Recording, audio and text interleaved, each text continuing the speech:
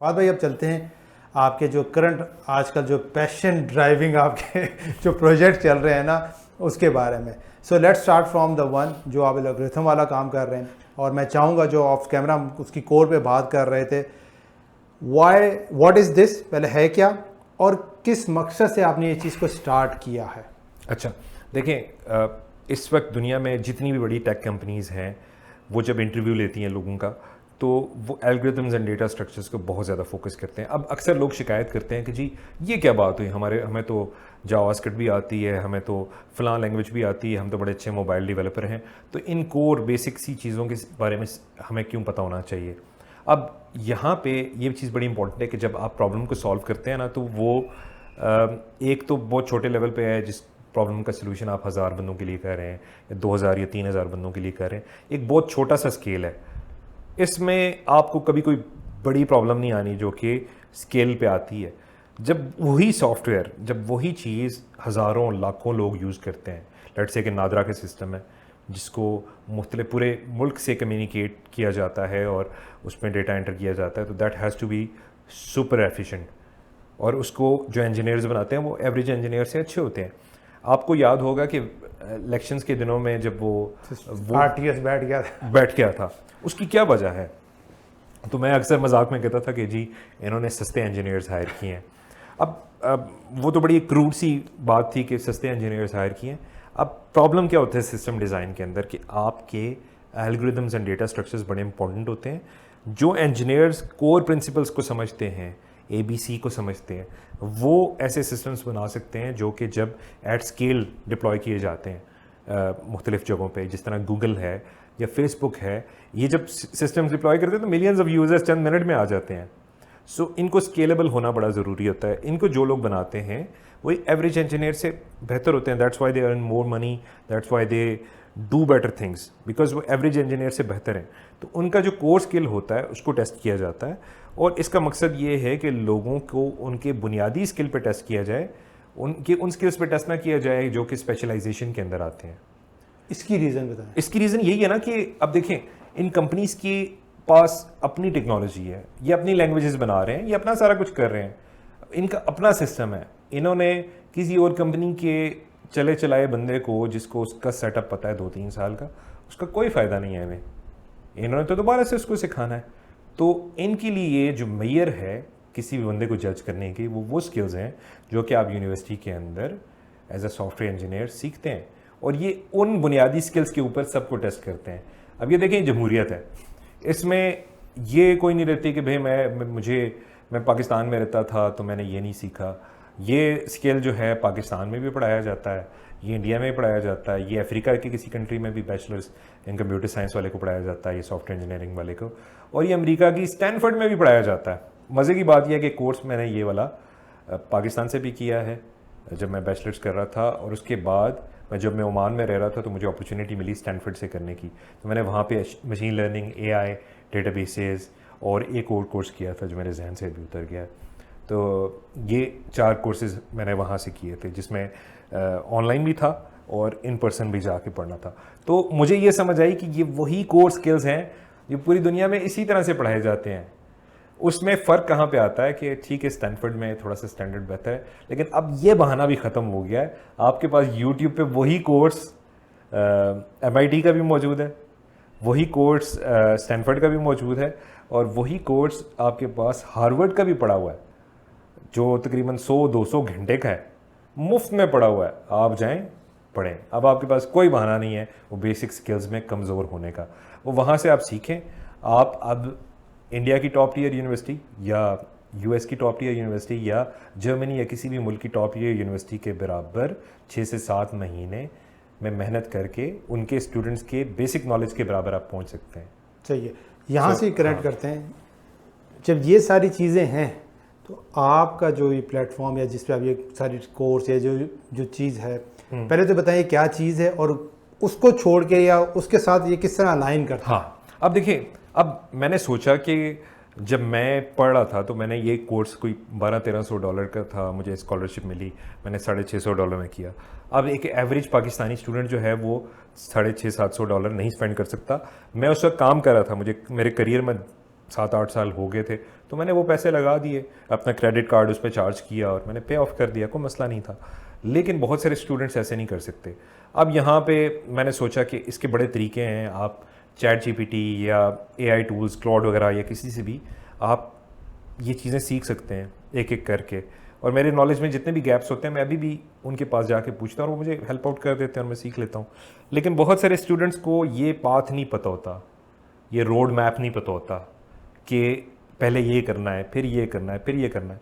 तो मुझे एक दिन बैठे बैठे, ये 13 अगस्त की बात है, ख्याल आया कि चलो जी एक काम करते हैं, 60 दिन का एक रोड मैप बनाते हैं जिसमें बहुत सा नॉलेज जो मेरे पास पुराना पड़ा हुआ था यूनिवर्सिटी के वक्त का, या फिर जो मैंने बाद में पढ़ा है मुख्तलिफ यूनिवर्सिटी से, और उसको कंपाइल करते हैं और इसको पब्लिश करना शुरू कर देते हैं। तो मैंने पहला सफ़ा बनाया उसका, फिर मैंने देखा कि इसको पब्लिश करने का आसान तरीन तरीका क्या है।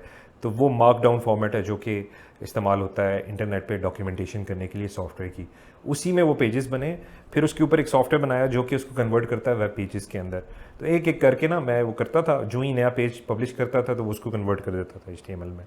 तो इसको ऑटोमेट किया और उसको गिटहब पेजेस के ऊपर डिप्लॉय कर दिया। तो जो ही मैं नया कंटेंट पब्लिश करता था वो फ़ौरन से वेबसाइट पर पब्लिश हो जाता था।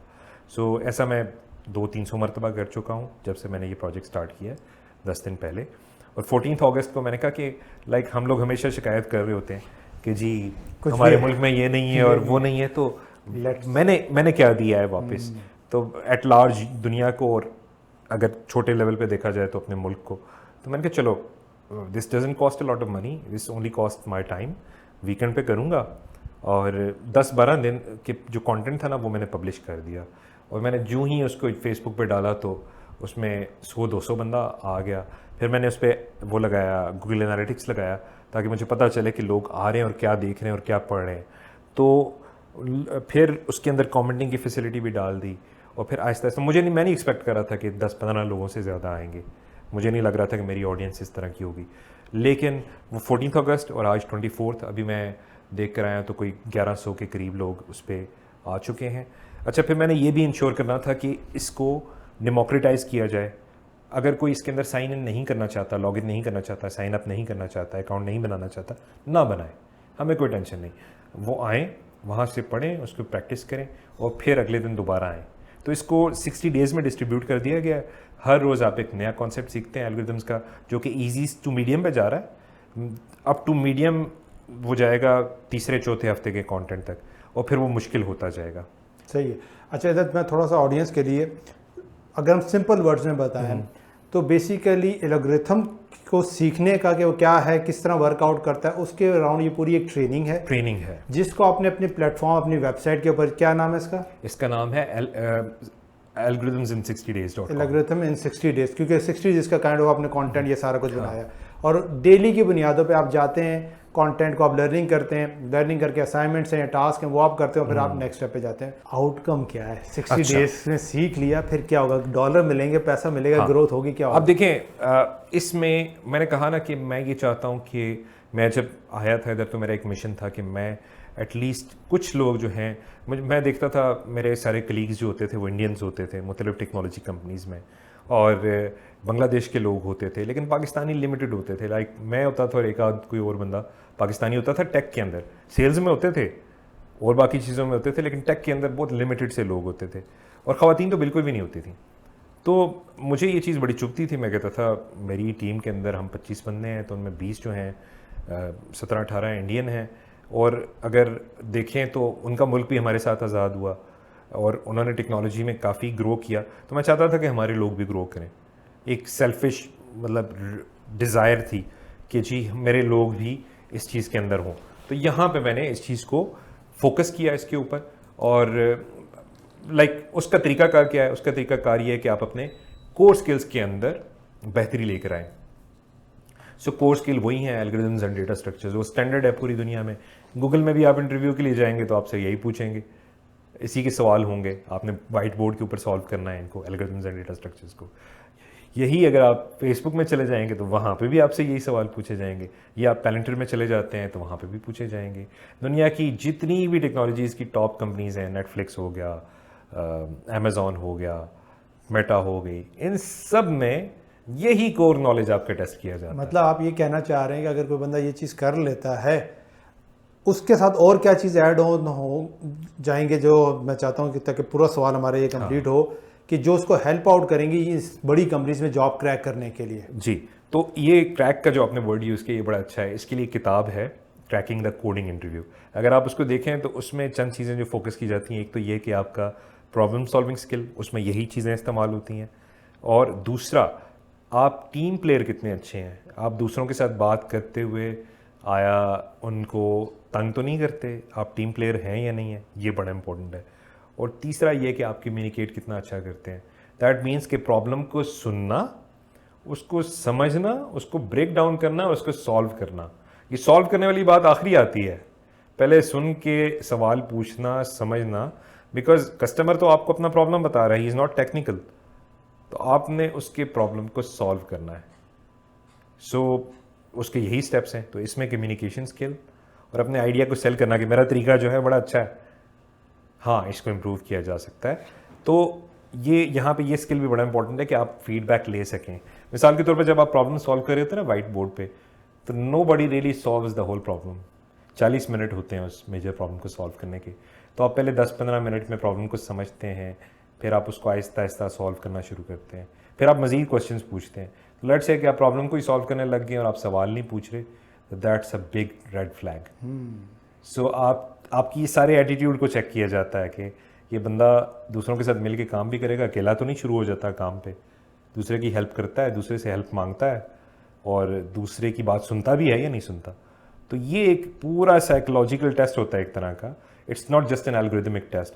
उसमें उस एक ही टेस्ट में ये सारी बातें चेक हो जाती हैं। सही है। और फिर वो एक बंदा नहीं करता, 4 दिन आपके मुख्तलिफ इंटरव्यूज़ होते हैं, मुख्तलिफ टीम्स के अंदर होते हैं, तकरीबन 3 से 4 बंदे आपका फीडबैक देते हैं कि ये, और आप चारों को पसंद आने चाहिए,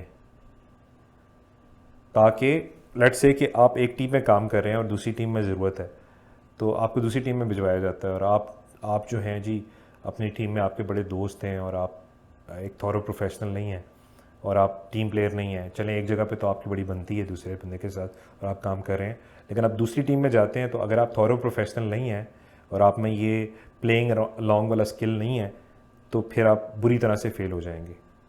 तो इसके लिए जो वर्ड यूज़ करते हैं वो मैं यहाँ पे नहीं ले सकता।